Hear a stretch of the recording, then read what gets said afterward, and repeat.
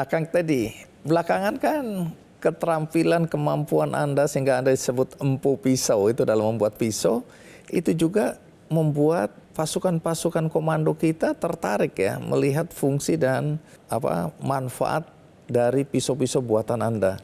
Tapi awal mula Anda mulai terlibat atau berteman dengan teman-teman dari militer itu bagaimana ceritanya? Itu mula-mulanya tahun 88. Tahun 88 saya lagi kerja di perusahaan Perancis. Kerjanya 3 bulan di hutan, 1 bulan di Jakarta. Bikin laporan. Pada waktu bikin laporan di Jakarta, saya ketemu senior saya di Waradi, Pak Iwan Abdurrahman. Ted, tolong bantu ngajar militer. Ngajar apaan? Saya bilang, saya nggak punya kemampuan militer. Di mana? Di Batalion 328. Wah, itu pasukan elit. Saya bilang, saya nggak punya kemampuan itu. Terus Kak Iwan bilang, tadi kan navigasi sama survival mahir. Nah itu mah pekerjaan sehari-hari kan. Kalau seorang geolog nggak bisa navigasi, nggak bisa survival, ya kelaparan kita di hutan, nyasar, dan lain-lain. Terus dia bilang, makanya bantu Ted. Tadi kan punya kalian itu. Maaf Kang, nggak bisa.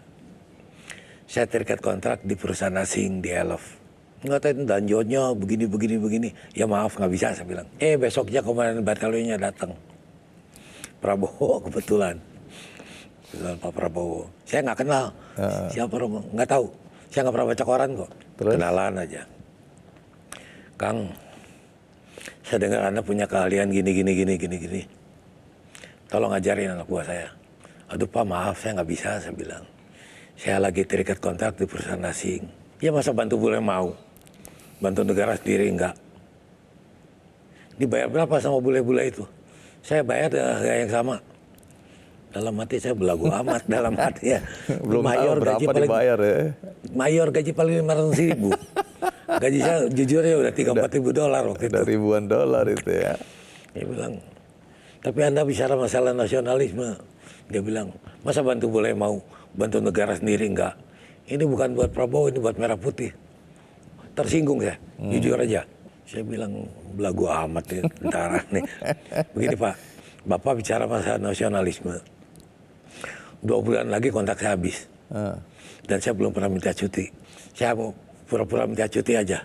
Saya bantu Anda setahun, gratis, nggak usah bayar. Nggak usah bayar. Bicara karena tersinggung, karena tersinggung aja. Bukan karena nggak butuh duit, karena tersinggung. Ya, bener nih, salaman. Oh itu awal mula ya. Awal Dan kemudian akhirnya Anda banyak bantu bukan cuma Kopassus atau TNI Angkatan Darat ya. Anda Paskas Angkatan Udara juga, terus Brimob juga ya. Terus apa lagi? Green Beret Amerika pernah latihan bareng. Anda bantu apa aja biasanya kalau di militer ini? Survival. Ya. Dan ada kurikulum baru apa itu? Militer. Sanjak, mengesan jejak. Oke. Nah itu didapat dari orang Dayak tadi. Oh, Anda bergaul sama orang Dayak di pedalaman. Misalnya apa? Kasih contoh, mencari jejak nih, jejak apa? Banyak ilmu pengetahuan yang dikuasai oleh orang-orang yang biasa di hutan. Kalau kita mau hidup di kota, mau survive di kota, sekolah bergaul dengan baik, hidup di kota. Kalau mau hidup di hutan, ya sekolahnya sama orang hutan, orang biasa di hutan. Orang-orang yang di dalam hutan ya. Contohnya begini, saya udah mulai mahir di hutan. Udah mulai tahu lah. Saya bilang tadi ada babi hutan lewat sini. Ada binatang lewat sini. Anak kecil dia tahu Pak. Sialan saya bilang. Ya tapi ke sana apa kemari saya bilang. Oke, arahnya ya. Iya arahnya. Soalnya nggak ada bekas telapaknya. Cuma ada bekas torehannya aja. Kamu ini buta. Kamu ini sekolah tinggi tapi bodoh. Saya bingung. Jadi gimana cara tahunya? Gimana? Ya ke sana Pak. Ya kenapa saya bilang. Kamu lihat tuh sarang laba-laba. Ya lihat. Sarang laba-laba kan tadinya begini Pak. Kena tarik binatang dia pecah ikut ke sana. Nyangkut ke oh itu berarti arahnya ke sana. Itu salah satu untuk mengetahui jejak ya. Banyak cerita seperti ini. Itu adalah keahlian ya. Dan Anda punya pengalaman di situ ya. Bagaimana untuk bisa survive di hutan, bagaimana navigasi, kita tahu arah kiri, kanan, utara, selatan dan seterusnya ya. Dan titik koordinat. Nah, kita kembali ke pisau ini ya. Jadi kapan persisnya Anda mulai membuat atau memproduksi? Tadi kan Anda nyuruh ini ya, nyuruh teman untuk membuatkan.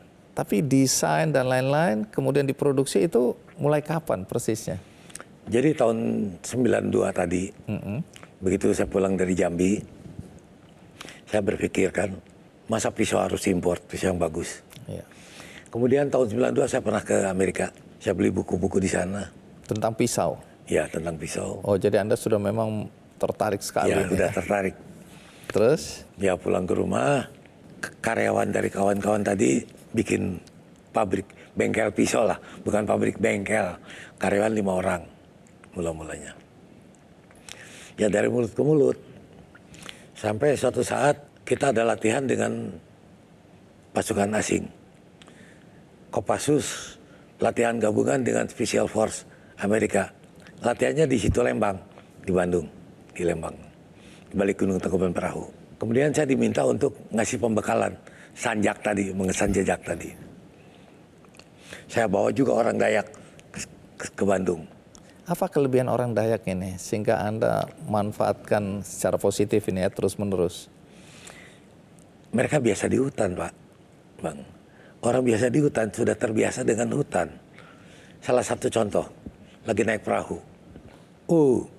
Bapak, neocen bena. Bahasa sana, Iya. banyak betul ikan di bawah. Dari mana tahu? Saya bilang ini sungai Keruh. Dari mana kamu tahu? Kamu ini buta. Kamu lihat riak air. Dengan riak air ekor. Iya, tahu. Atau di situ ada ikan. Iya. Bohong kamu, saya bilang. Bapak anda percaya. Loncat dia ke sungai. Bawa seraut. Seraut itu anak mandau. Mandau kan ada anaknya. Itu gagangnya panjang. Bawa seraut ke dalam. Naik-naik bawa ikan. Jadi Anda sering membawa teman-teman dari Dayak ini atau teman-teman Dayak dari Kalimantan ini untuk ikut berlatih. Ya. Fungsinya adalah untuk mengenal alam tadi. Ya.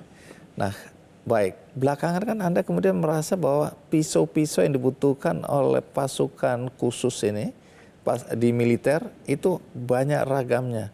Nah, Anda kemudian membuat pisau komando. Jadi pisau komando buatan Anda ini apa kelebihannya? Bahan bakunya bagus. Oke, bahan baku ini import ya? Import. Oke, apa nama bajanya? Bisa pakai D2 atau 440C. Oke, itu atau sudah baja dikenal karbon itu ya? atau baja stainless. Jadi mula-mulanya gitu. Waktu latihan gabungan Kopassus sama Special Force. Iya. Di situ Lembang. Saya diminta ngasih pembekalan.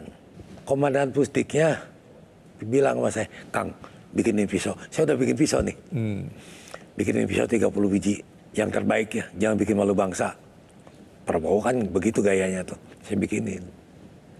Pisau apa yang Anda buat ini? Combat Bowie. Jadi semacam Bowie agak kecilan. Jadi itu pisau desain saya yang pertama. Itu memang khusus untuk pisau komando? Untuk pisau rimba. Oh, pisau rimba. Pisau rimba. Dipakai diut. Jadi pisau rimba itu dipakai lempar bisa, dipakai bacok bisa, dipakai motong bisa. Pakai nyayat juga bisa, multifungsi. Akhirnya 30 bikin, dibuat, diberikan sama buat kenang-kenangan tentara Amerika tadi 30 orang. Ini siapa yang bikin pisau ini? Di mana pabriknya? Ya dari mana katanya. Datang ke rumah saya. Siapa? Tentara Amerika tadi. Oh. Loh, kamu kan pelatih saya. Kata Prabowo, memang dia pelatih kamu kalau latihan. Tapi di waktu luang dia bikin pisau. Rupanya itu inspiratif buat mereka. Sehingga salah satu anggota Special Force ini, setelah pulang ke Amerika bikin pisau juga. Oh. Nah, terinspirasi. mulai dikenal di dunia, Iya. oleh mereka dibawa ke majalah, editor majalah Tactical Knife. Itu kan majalah dunia. Iya. Dimuat dari Tactical Knife, kontak saya kan, dan dimuat. Mohon izin untuk dimuat di majalahnya. Itu kan majalah dunia. Otomatis dia terkenal di dunia. Langsung terkenal. Gitu. Dengan merek apa Anda dulu? Mereka yang bilang, ini kamu yang bikin. Dulu saya kasih merek Cordato. Cordato nama teman saya. Iya. Biar keren gitu. Tapi kata orang Tactical Knife, Kenapa nggak pakai nama Kardin?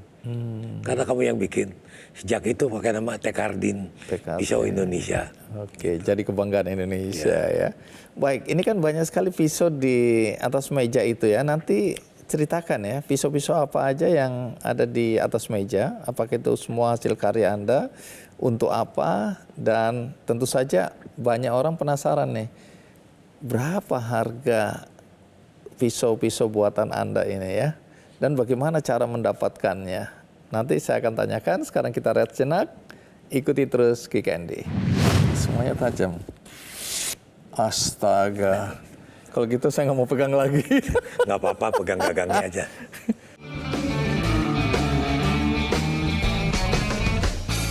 Jelajahi cara baru mendapatkan informasi. Download Metro TV Extend sekarang.